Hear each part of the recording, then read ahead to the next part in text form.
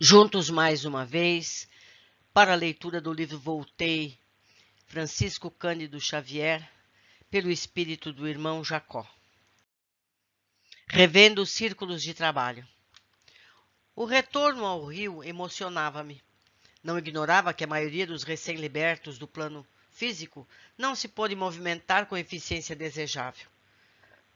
Muitos espíritos permanecem como que anestesiados, inconscientes, outros se demoram mais na incapacidade de qualquer apreciação de si mesmos, imobilizados pelo choque ou pelo terror. Comigo, porém, a situação diferia. A sede de saber renovava minhas forças. Relembrando os últimos instantes na experiência material, retomava mal-estar indefinível. A dispneia parecia uma entidade imaginária, pronta a individualizar-se dentro de mim toda vez que a evocava em pensamento. Bastava recordar certos sintomas do esgotamento que experimentara no corpo de carne para registrá-los imediatamente no organismo espiritual. Compreendi desse modo que a mente possui incalculável poder sobre o nosso campo emotivo, e assim como poderia materializar ideias de doença, também deveria criar ideias de saúde e mantê-las. Baseado nessa convicção, procurei decifrar o problema em meu próprio benefício e passei a mentalizar o equilíbrio, a esperança, a alegria e o serviço. Estimulado pela proteção de valorosos amigos, cabia-me honrar-lhes o carinho e a devoção. Convidado, pois, a segui-los, competia-me apresentar o melhor padrão de energia, serenidade e entendimento. Observação na crosta. Na volta, não se verificaram as peripécias da ida. Ao nos afastarmos mais extensamente do parque e achando-me amparado pelos companheiros que me ofereciam braços acolhedores, entregamo-nos à volitação plena. Perdurava em mim a impressão de viagem na linha horizontal, mas lembro-me de haver contemplado, curiosamente, a grande ponte que o facho luminoso destacava, espaço a espaço, calculando que íamos, agora, não só rapidamente, mas em maior altura. Guilom, rebustecido e bem-humorado, aconselhou-me a estabelecer paralelo entre o veículo que usávamos, ali, e o pesado corpo de carne que abandonara-nos ao solo terrestre, e porque alcançássemos a estação de destino, em minutos breves, afirmou-me que se há rotas aéreas para os pássaros metálicos da aviação planetária, há rotas espirituais definidas que favorecem a instantânea condução de entidades menos chumbadas às sensações da vida física. Reparei que não atingimos a cidade quais foguetes verticalmente derramados do céu, e sim com a naturalidade de alguém que descesse uma escada de vastíssimos degraus, perfeitamente disfarçados uns dos outros. Pousando no chão, senti estranha diferença.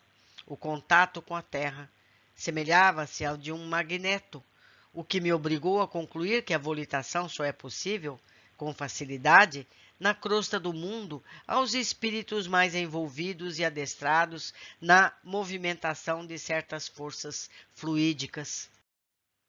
Comentou Schuttel as surpresas dos primeiros dias do homem desencarnado na vida extracorpórea, alegando que os decênios transcorridos no corpo carnal imprimem hábitos que efetivamente passam a constituir uma segunda natureza para a individualidade.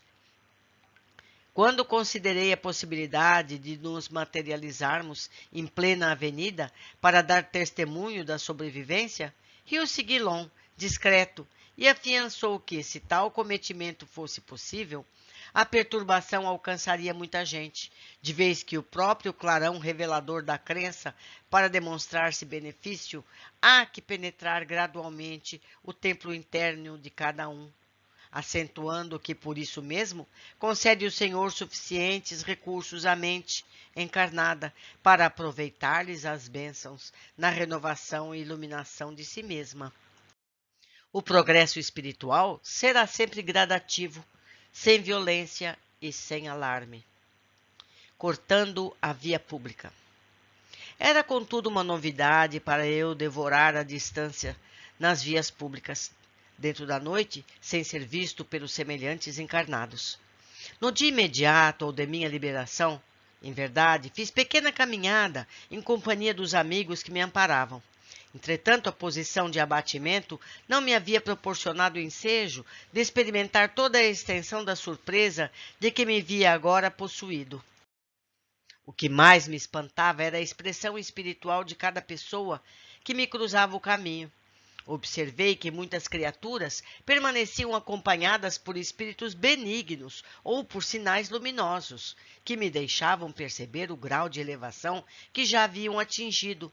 Mas o número de entidades gozadoras das baixas sensações da vida física, a seguirem suas vítimas de perto, era francamente incalculável. Anunciou-me Guilom que bastaria breve exame para identificarmos a natureza do vício de cada uma. Pouco a pouco, embora o tempo curto, verificava por mim mesmo, através dos gestos com que se revelavam, os espíritos ainda presos às paixões sexuais, os tormentos do ódio, os caprichos da vingança. O irmão Andrade, a cuja assistência recorrera, muitas vezes nos últimos tempos da minha tarefa humilde para socorrer alcoólatras inveterados, em casos difíceis, nos quais a obsessão se caracterizava perfeitamente, indicou-me alguns transeuntes torturados pela dipsomania, ou seja, o alcoolismo. Estavam seguidos por verdadeiros vampiros, de forma repugnante, alguns completamente embriagados de vapores, outros demonstrando aflitiva sede, pálidos e cadavéricos.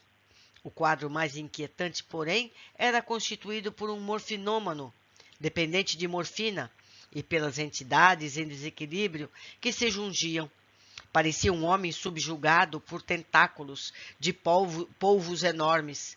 Vendo-o aprisionado em cordões escuros, perguntei ao amigo Andrade como interpretar a visão que tínhamos sob os olhos. Esclarecendo-me ele, então, que os hipnóticos, mormente os mais violentos, afetam os delicados tecidos do perispírito, proporcionando doces venenos aos amantes da ociosidade. Os fios negros são fluidos de ligação entre as lampreias invisíveis e os plexos da vítima encarnada.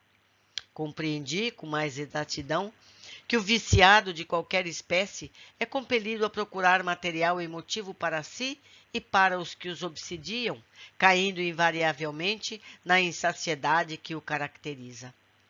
Fitei Guilom, espantado, e indaguei. Que acontecerá ao infeliz desse se ele desencarnar? Se a morte encontrá-lo em tal posição, respondeu, sereno, vagueará por aí, à vontade dos verdugos que o exploram vorazes, até que um dia delibere modificar-se intimamente para o bem de si mesmo. Aula de preparação espiritual. Daí a minutos, penetrávamos respeitável instituição, onde cooperaríamos na transformação de entidades perigosas pela avançada cultura desviada para o mal. Conduzido por Guilom, a extensa sala, com surpresa forte, aí encontrei Leopoldo Cirne, rodeado de dezenas de entidades menos evolutivas, a lhe escutarem a palavra atenciosa. Era uma aula perfeita na qual o velho amigo preparava futuros companheiros para a contribuição espiritual de ordem elevada. Notei-lhe a preocupação de sintetizar para ganhar tempo. 2 tópicos registrados por mim, assinalei, por mais expressivo, o ensinamento da cooperação. Ainda depois da morte, enunciava ele, a fraternidade é o caminho da salvação. Para que um criminoso retome o patrimônio da paz, urge regenerar-se, socorrer os irmãos ignorantes que tiveram também o infortúnio de resvalar nos despenhadeiros do crime, a fim de que o interperante a reajuste, é imprescindível que cure, colocando-se no auxílio aos que ainda não puderam libertar-se dos maus hábitos. Se o ingrato deseja iluminar o próprio caminho, convém-me a reparação dos erros em que se mergulhou impensadamente, amparando o próximo de coração enrijecido, despertando-o para os benefícios da gratidão. Inadiável, portanto, é a reforma íntima com o trabalho de auto-aperfeiçoamento para que a dádiva da reencarnação produza frutos de paz e sabedoria.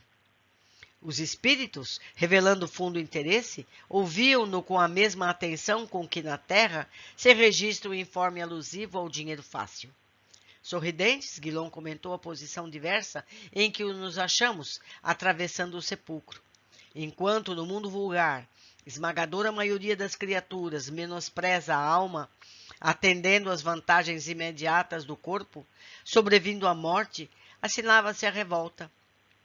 Os indiferentes de ontem, na maioria, buscam o ouvido das impressões que lhes ficam na experiência física, procurando as vantagens da alma.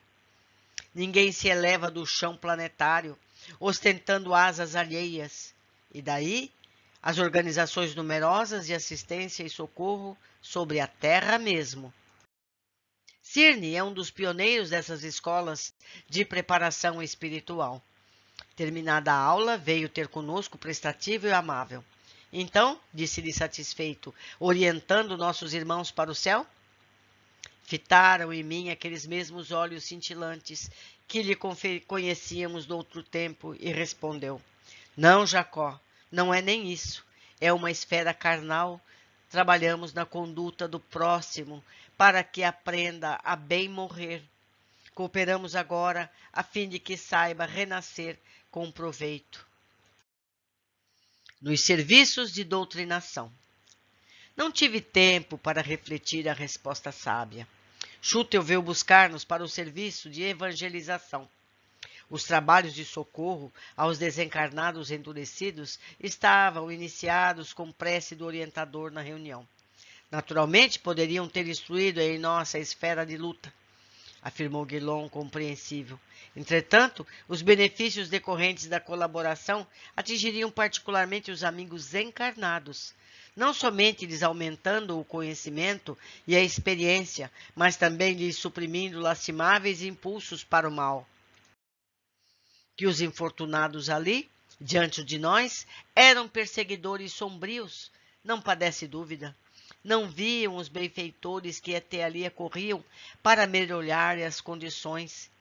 Embora agissem constrangidos pelas forças magnéticas que eles emanavam, contudo, ouviam-lhe as instruções e advertências edificantes através daqueles mesmos aprendizes das aulas do Cirne.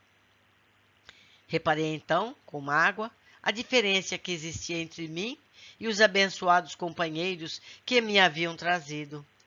Ao passo que nenhum deles era visível aos irmãos ignorantes, os perturbados, não obstante as irradiações brilhantes que lhes marcavam a individualidade, notavam minha presença, os cursos preparatórios de espiritualidade superior. Certa entidade reconheceu-me e gritou: Aquele ali não é o Jacó? E mirando-me de alto a baixo, acentuou: Que é da luz dele? Sentindo a opacidade da minha organização espiritual e envergonhado com o incidente, recolhi-me ao silêncio e à inação, receando intervir nos serviços da noite, no desdobramento dos quais não sobrava tempo para qualquer indagação ociosa de minha parte. Detalhando o fato, esses espíritos que ali estavam para serem doutrinados, não conseguiam ver o Guilom, não conseguiam ver os amigos espirituais já iluminados. Por outro lado, conseguiam ver o Jacó, que ainda não tinha o seu perispírito mais sutil, e ele ficou com vergonha por isso. Continuando. Finda que foi a tarefa, expus ao Guilom o meu caso. Todavia, afagando-me os ombros fraternalmente, exclamou, sem humilhar-me: Não se atormente, meu caro. Medite, ore, e no momento oportuno receberá os necessários esclarecimentos.